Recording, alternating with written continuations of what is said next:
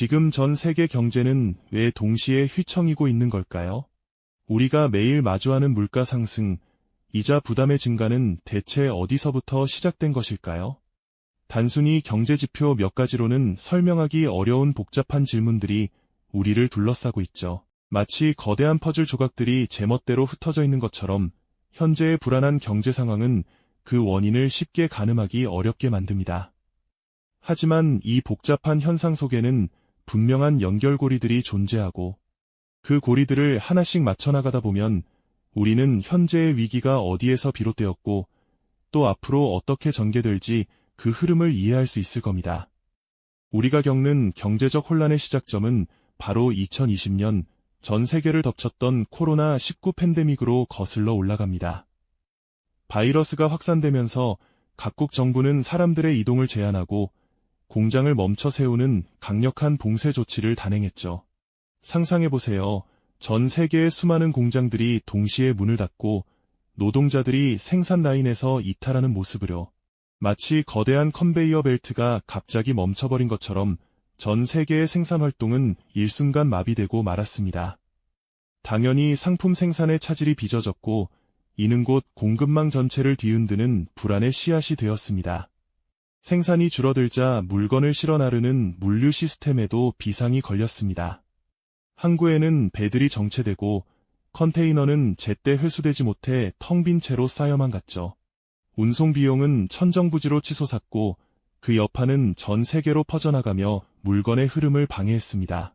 예를 들어 베트남의 한 유류 공장이 문을 닫으면 멀리 떨어진 유럽의 매장에는 옷이 제때 도착하지 못하고 중국의 한 반도체 공장 생산이 멈추면 전 세계 자동차 생산 라인이 멈춰서는 시기였죠.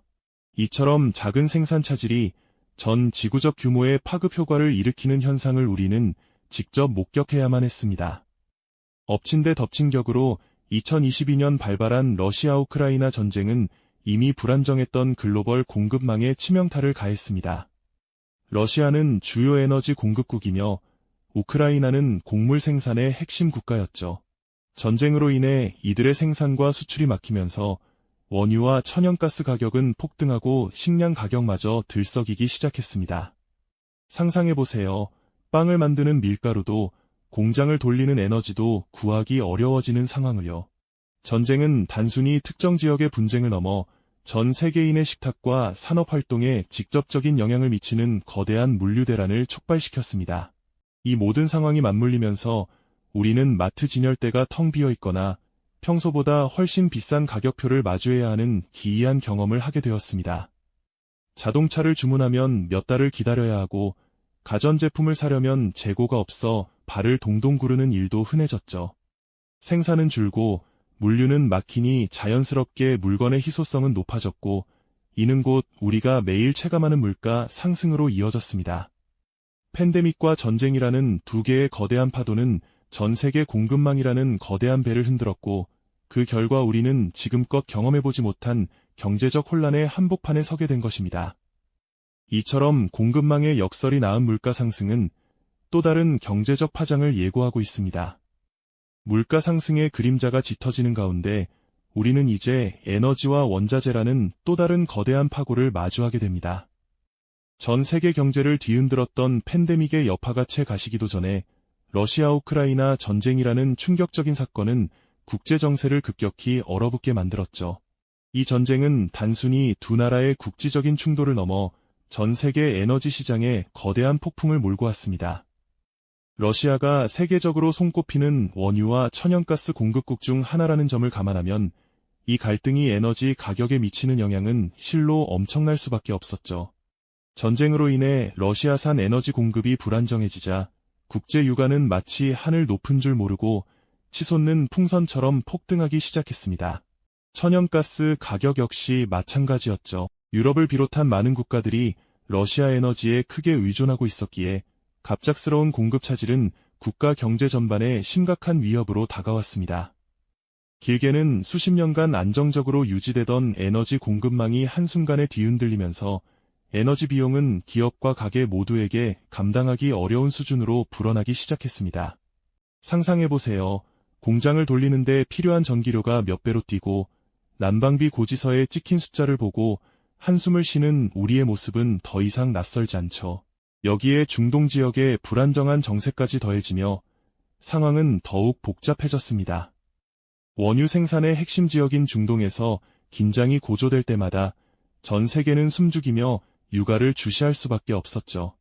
유조선들이 드넓은 바다를 가로질러 원유를 실어 나르는 과정 하나하나가 지정학적 위험에 노출되는 셈입니다.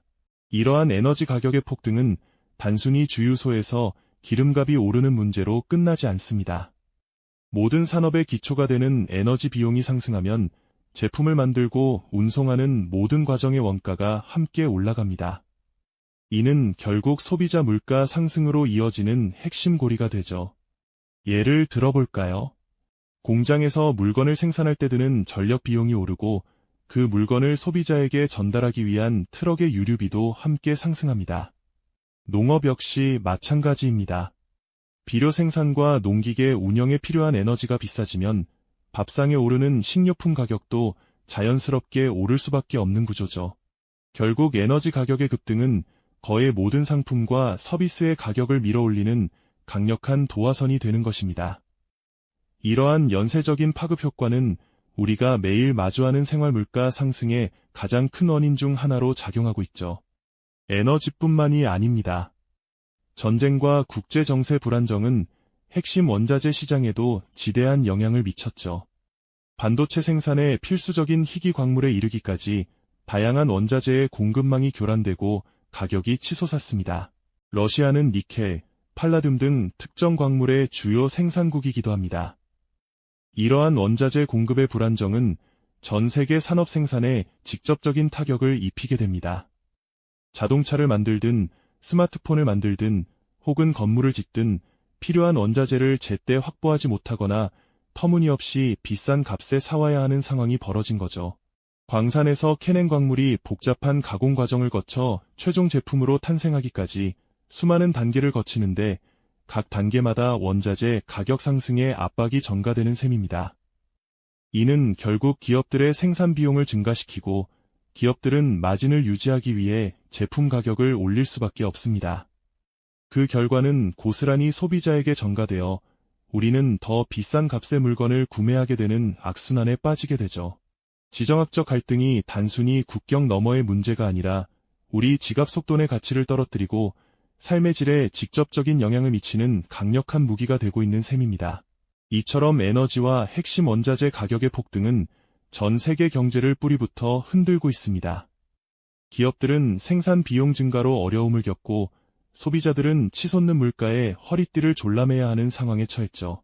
국제 유가가 하루에도 수십 달러씩 오르내리는 현황판을 보며 기업 관계자들이 초조해하고 에너지 요금 고지서를 보며 놀라는 시민들의 모습은 더 이상 낯선 풍경이 아닙니다. 지정학적 불안정이 경제적 위기로 직결되는 충격적인 현실이 우리의 눈앞에 펼쳐지고 있는 것입니다. 이는 단순히 일시적인 현상이 아니라 전 세계 경제 시스템의 근본적인 취약성을 드러내는 신호탄일지도 모릅니다. 네, 그렇습니다. 전 세계 경제 시스템의 깊숙한 곳에 숨겨진 취약점이 지금 지정학적 격변이라는 거대한 파도 앞에서 여실히 드러나고 있는 것이죠.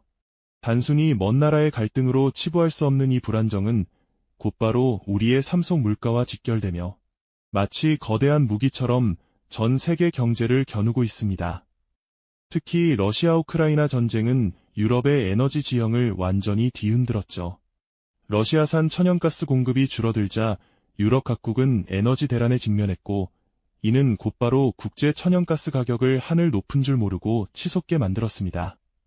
한때는 상상하기 어려웠던 에너지 가격의 급등은 공장 가동을 멈추게 하고 난방비 고지서 앞에서 가계의 한숨을 깊어지게 하는 주범이 되었죠. 중동 지역의 정세 불안정 또한 세계 원유 시장에 언제 터질지 모르는 시한폭탄과 같은 존재로 작용하며 유가 변동성을 극대화하고 있습니다.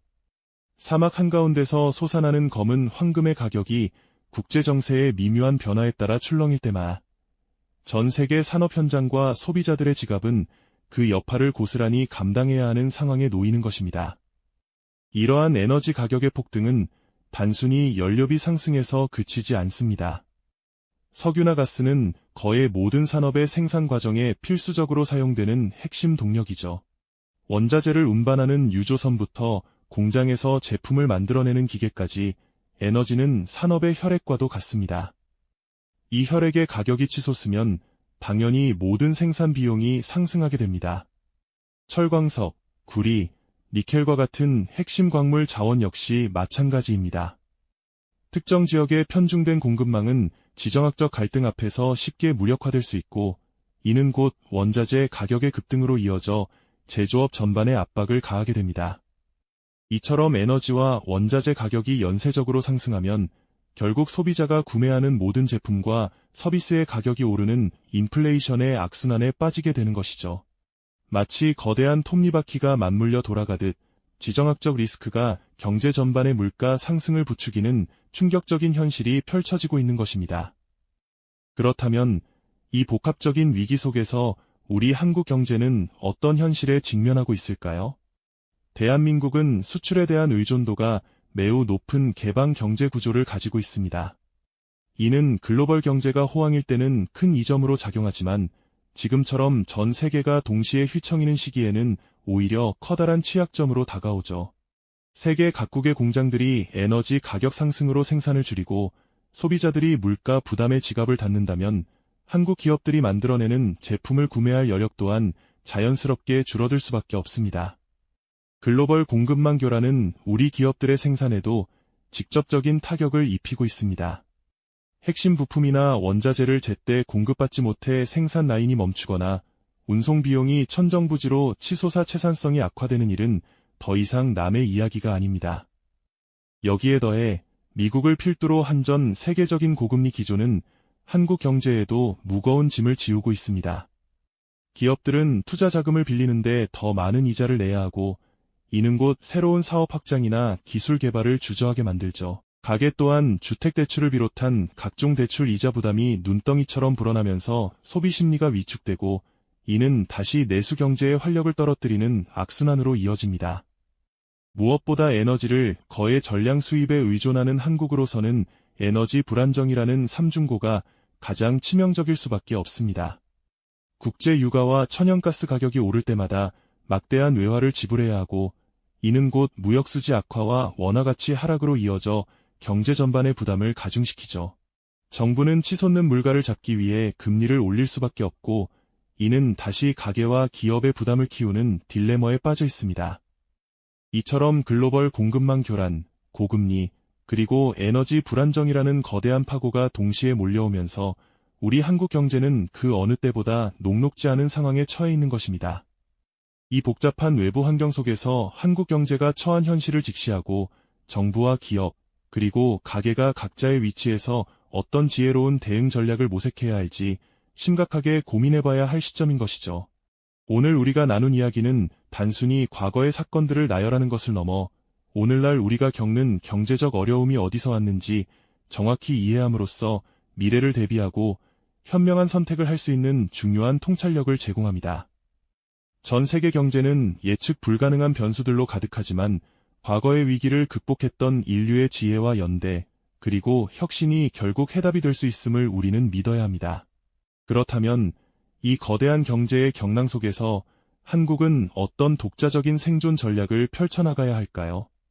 다음 이야기에서는 한국 경제의 구체적인 대응 방안과 미래 성장 동력에 대해 더 깊이 파고들어 보겠습니다. 이 영상이 도움이 되셨다면 좋아요와 구독 부탁드립니다. 여러분의 응원이 제게 큰 힘이 됩니다. 다음 영상에서도 더 유용한 정보를 공유하겠습니다. 감사합니다.